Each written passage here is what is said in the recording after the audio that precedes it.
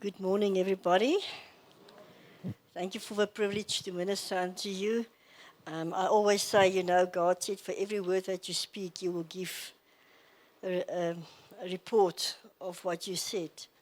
So when I do this, I absolutely, I'm so dependent upon the Holy Spirit just to lead me in all this, and that I will speak words of life and word that comes from the Father's heart. Let us just pray together. Thank you, Father God, for this privilege to come together as family. And thank you, Father, this is your body. And we, Father, declare today, Jesus, you are the head. And therefore, Holy Spirit, I want to ask you that you will come this morning and lead us, Father, into the word, but you will just come and share your heart with us this morning, but you will open up this word, and that every word that we will speak today, that it will be anointed and coming from your throne, Father, and that it will touch our hearts, and that we will change and make a decision to change our lifestyle according to your word, Father God. Thank you, Holy Spirit. You're so welcome in this place. Thank you so much that you will just lead and guide me. And I praise you for that in Jesus' name. This morning I want to talk about the topic of waiting, to wait on the Lord. There's a lot of scripture that God said, wait on the Lord. Wait on the Lord. And sometimes when we are waiting, we think of like in a doctor's consulting room, you sit there and you know you're going to wait for 20 minutes. Or your mom said, lunch is almost ready, just wait. That's our understanding of waiting. It's a time slot of 10, 15 minutes. Maybe if you order something from Takealot, it will take 2 to 3 days, be a little bit longer. That's our concept of wait. But when God says you must wait upon the Lord, it means completely something different. And it's always good to understand what the Bible means by certain words. And that's why I want to talk about waiting. And I'm just going to read for you what the word means, because waiting is the greatest test of our faith. When God said yes or no, it's fine. But when you hear, wait a bit, that's testing your faith, And it is the place where God prepares us to be stronger, to align our motives with His, to see His purpose in something, to not make our own choices. So waiting is actually very important for God, and it's not an inactive waiting. It's an active posture of obedience, faith, and hope in what God's going to do in your life and through your life. So the word wait in the Hebrew, and I'm probably not going to pronounce it correctly, is kwava. And that literally means, I'm going to read it for you. It means to bind together by twisting strands into a strong cord. So this beautiful picture teaches us that our lives become more closely intertwined with God's.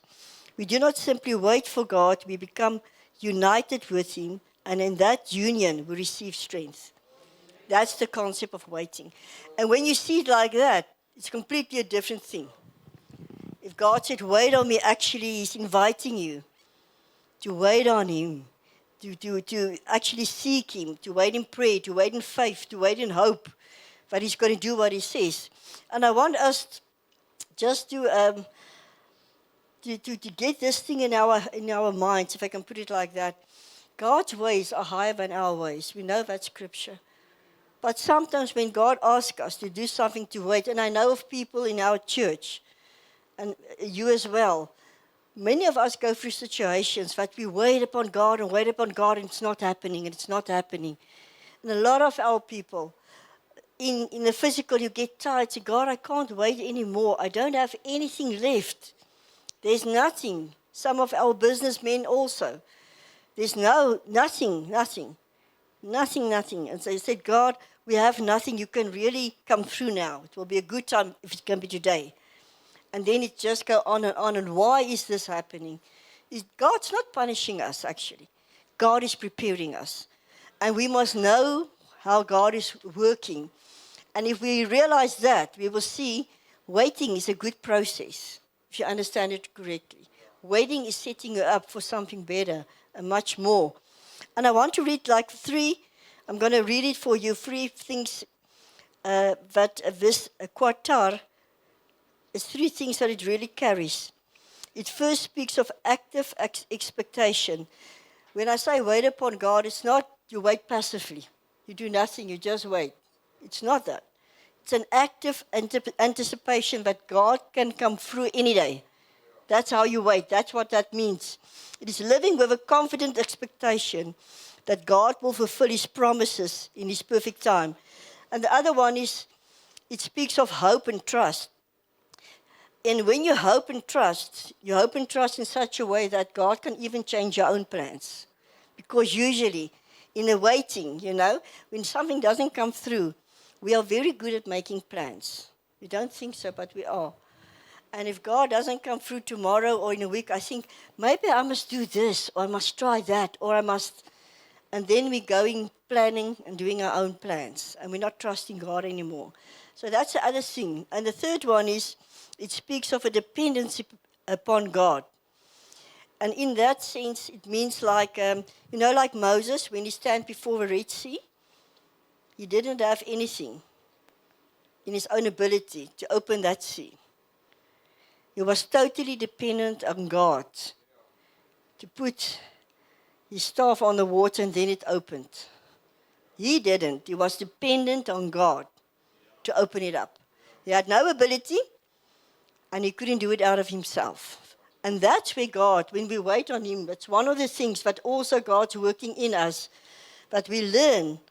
We will come in situations while waiting, we will come into a situation that we can do nothing about it. It's like the Red Sea. You don't know where to go, you don't know what to do, you try all your plans even, and you tried, nothing happened. And then God said, now you're at the place that I can do something in and through you. So waiting actually is a very good thing, and I want to take you to the New Testament. You can go to Acts 1:4. I'm just going to read it. Acts 1:4, and it's a very well-known scripture. This is where Jesus commanded His disciples to wait for the Holy Spirit. Acts 1:4. And you will see the significance of waiting. Waiting is intentional in God's vocabulary. When He said wait, He has a plan with that waiting. In Acts 1:4, Jesus commanded His disciples and say, do not leave Jerusalem, but wait for the Father's promise. And in those times, after Jesus was crucified and after He ascended to heaven, He said, you go and wait. There's the word again, wait for the promise. For that promise, you must wait. And in those times, the disciples were very scared because the people were looking for the disciples of Jesus, and they weren't at a good space in their lives. But God said to them, go and wait. And while they were waiting, something happened. God prepared their hearts to receive a promise. So in the waiting, there was a preparation, even if I don't know it. God was preparing them. They was praying and waiting in the upper room. And God was preparing them to receive something. And this is what happened. I'm going to read this. I'm just going to read it for you. It's so good. Their obedience positioned them for the greatest outpouring of power the world have ever witnessed. Before they preach, before they perform miracles, and before the church was born, they waited. What if they didn't wait it? What if? Did you ever think about that? What if the disciples decided, it's taking too long, we're just going to go? They wouldn't have received a power. They wouldn't have received a command. And the New Testament church won't be born. And that's the thing. When we don't wait on God's timing, we do it in our own timing, we miss the greatest miracles. Because then we allow God to move in His full power and capacity and do what He wants to do. So it's so important for us to wait. And I want to take you to 1 Kings 18, verse 41. It's in the Old Testament. 1 Kings 18. 1 Kings 18, 41. We see in the Old Testament also Abraham waited for the promise of Isaac.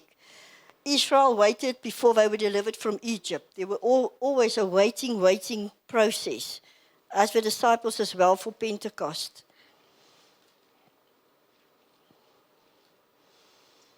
And we said that waiting works in us some qualities like to trust, to hope, to pray. And we will see this in 1 Kings 18, verse 41. This is the story about Elijah. After the Lord said it wouldn't rain, and then Elijah prayed again that the rain would come. But there was a waiting. Verse 41. Then Elijah said to Ahab, "Go up, eat and drink, for there is the sound of abundance of rain." So Ahab went up to eat and drink, and Elijah went up from the top of Carmel. Then he bowed down on the ground and put his face between his knees and said to his servant, "Go up now, look towards the sea." So he went up and looked and said, "There is nothing." He was still waiting. And 7 times he said, "Go again." Then it came to pass the 7th time that he said, "There is a cloud as small as a man's hand rising out of the sea." So he said, "Go up, say to Ahab, prepare your chariot and go down before the rain stops you." And this is a beautiful example in the Old Testament of waiting on God. You know, when Ahab was busy praying, he prayed because he was waiting on God to fulfill the promise that he will send the rain. And while waiting, it was an active expectation that God will come through. He was praying. And that's what the first thing we must do. We wait upon God, you pray. You use the time while waiting to pray and say, "God, show me," to listen, to get your spiritual ears and eyes sensitive to the voice of the Holy Spirit. And he prayed. And you know what? It teaches us to trust and persevere. He didn't stop after the first prayer, looked up, nothing, and stopped. So, okay, let's go. 7 times. He went down and prayed again because God said the rain would come. He heard in his spirit the sound of the rain, but he didn't see it. But he was waiting on God to fulfill the promise. The rain is coming. And he went back and he prayed and trusted God again. And that's the posture while waiting. You must pray, trust God, and be obedient to what He's telling us to do. And then he saw this small cloud, and he knew the rain is coming. Isn't that awesome? It builds our faith, actually. When we wait upon God expectantly, we will see the cloud, even if it's a small cloud. And if we take that to God, you said, "I believe it," you will see the miracle. And then the rain came. And what's so awesome about this is waiting produces something in us, some qualities, and I'm going to read some. Waiting teaches us to pray more deeply. It teaches us to meditate on God's word. It develops dependence upon the Holy Spirit. It forms willing and surrendered hearts. It produces perseverance and spiritual endurance. But most importantly, and this is a most important one, waiting purifies our motives. Waiting will show you, are you serving God or your own kingdom? It shows your heart, actually, what's in your heart. Because when I wait and you don't come through, I will just go. You know, but if I really trust you, I will wait for you. If I know you and you tell me, come to my house at 7 o'clock, I will be there. I will go because I trust you. But if a stranger said to me, "Oh, come to my place at that time," and so on, and I will give you this and that, I will think, but I don't even know you. If you don't know God, you won't trust God. And while waiting, you will see in your own spiritual well-being, let me put it that way, am I really trusting God? Sometimes we think we trust God. But when the waiting comes, that's when we see, do we really trust God? Are we willing to hold on to, like the disciples, wait for the Spirit, wait for the Spirit. Like Elijah, when he prayed, wait for the rain, because God said. Like the people, like Abraham, when God said, "In a year you will have a son." He waited for a year, but he stand on that promise until Isaac was born. And then even a better one is Noah. He built the ark for 40 years, but the rain is coming, the rain is coming. What a waiting. But he trusted God. And are we willing, whatever you're going through now, are you willing to keep on holding on to your faith? To stand on the word, to trust the God who you serve, to fulfill that promise which He gave to you? Are you willing? Because we go through trials and tribulations now, and there's a lot of things happening. And now we need to see where's the motives of our hearts. God's testing and purifying our faith so that we can stand in the last days. And in Revelation, I'm going to read it for you, Revelation 3. Those of you who want to go there, you're welcome. In Revelation 3:10, God says a very important thing. It's when God spoke to the 7 churches in Revelation. And He said, I've got this against you, but this you do well. But then He said something in Revelation 3:10. So waiting is never an excuse for spiritual passivity. Waiting is actually engaging with God like this strand that was entwined. Your union with God grows stronger and stronger because you're seeking more and more. That's what must happen when you wait. It is a preparation for a divine opportunity. In Revelation 3:10 it says, because you have kept my command to persevere, I will also keep you from the hour of trial. So the church must learn, we must learn to wait faithfully for God. And I just wrote here, patience, endurance has always been one of God's distinguished marks for His people. And you can read James 1:4, where God said, you will go through trials and tribulations for the purifying in the end of your faith. That's why this is happening. But the waiting process in God's eyes is to prepare you. If you're willing to wait, there's a process in that. In the waiting, a process is happening in your life.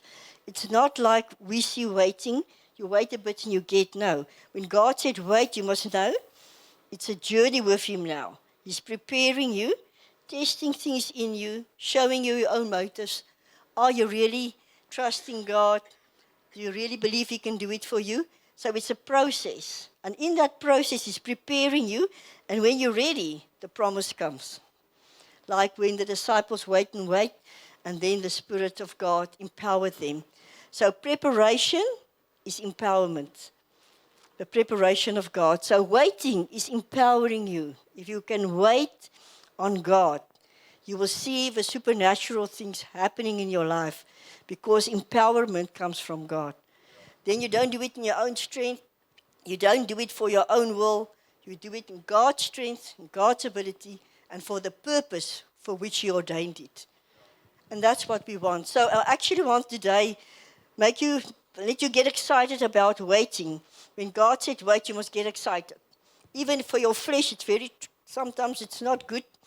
But spiritually, you must say, okay, God, I know we're on a journey now. You're busy preparing me. Something great is going to break forth. And this thing is going to be birthed from your spirit. It's going to empower me to do what you've called me to do in this season or in this situation. So that's what God's intent is with waiting. He's not there to punish us by waiting. Waiting is preparation, not punishment. Remember the peace. It's preparation, not punishment. God never punishes us. He loves us. He's preparing us for something better. So in conclusion, I just want to take it all together and say, waiting is not weakness. If you wait on God, it's not weakness. You're just dying to yourself. And if you die to yourself, like Paul said, in His strength, I'm strong. So you're busy becoming stronger. So waiting is worship. When you wait upon God, you're actually worshiping Him because, say, God, I trust You. Your focus and eyes are towards God. You just worship Him. You know He's got the answer. You're just worshiping and say, God, You know all. I don't know, I don't understand, but I'm just going to worship You. I'm just going to worship You. Waiting is trust. If I don't trust You, I won't wait on You. And waiting is showing, do you really trust God that He can do what He said He can? And then the other one is, waiting is surrender. In that sense of, when you wait long enough, are you willing to still wait? Or are you then going to step into your own plans and with your own understanding, try something else because God is taking too long? And I'm guilty of that. Sometimes we do that. And then we want God to bless our plans instead of waiting for His plans. And then the other one, waiting is obedience. We spoke about that. And waiting is perseverance with our eyes fixed upon Jesus and his promises. To wait upon the Lord is to empty yourself of your self-will and allow him to direct your life according to his perfect timing. So the waiting season is a very good season. So when David said, God, I will wait, and if you go through the Psalms, it's amazing. David sometimes said, I will wait upon the Lord. I wait upon the Lord. Waiting, that word. Because he knows. And he waited. He was anointed king. But he waited for 14 years before he actually stepped into the office of a king. Because why? In the waiting, he was killing the lion. In the waiting, he was killing the bear. In the waiting, so he was preparing him to become the man inside. And you have the right qualities to trust God, to know God, to be obedient to God, to be submissive to God. So when Goliath stood before him, he said, my God, not I and my plans. He knew. He trusted God. He knew his God. He knew God's heart, what to do. And he was empowered by the Spirit. And then he could kill Goliath. Isn't that amazing? So I want to encourage you to say, let us wait upon God expectantly with hope, trust, and know that what God promised he will fulfill. He's not a liar. But in the waiting, to worship. Not to make your own plans. Say, God, I don't know, but I will worship you. And in that surrender and obedience, you will be empowered and see the breakthrough. And when it comes, you will see the perfect plan and the perfect timing of God in your life. Because God's timing is not our timing. You see now that waiting like we see it, it's a short thing. But in God's time, waiting is a process. So let us all say, God, whatever your plans and purpose for my life is, I'm prepared to wait for you. Because if you do it, you will sustain it. But if I do my own plans, it will not last. And that's why in the last day, God said, trial and tribulations will come. And in the churches, we see it in Revelations. But God said, those who wait upon me and persevere, I will strengthen them. You remember the scripture in Isaiah 40? Those who wait upon the Lord will receive strength and will soar up like eagles. And that is the key. Where does your strength come from? And David said, my strength is from the Lord. And let us all say, God, help us to wait upon you. And when we say wait, we must get the right picture of it might take some time, but God's preparing me. And I want his plan for my life. Let's just close in prayer. Thank you, Father God, that you are awesome. And thank you that your plans and purposes for our life is perfect, like your timing. And your timing might not fall in place with our timeline. But God, today we surrender all our plans, all the way we think must be and should be. And we want to surrender it and come before you and say, God, we trust you. We choose to trust you. We choose to trust your plan. And we choose to be obedient to you, Holy Spirit. That you will work in and through us, preparing us and empowering us to do your will, Father God, and everything to which you have called us, Father. And that's why we want to say, let your kingdom come in and through our lives. Let your will be done in and through our lives, as in heaven, so on earth, Father God, so that you can be glorified in all. That's our desire, Father God. And we give you all the praise and honor in Jesus' name. Amen.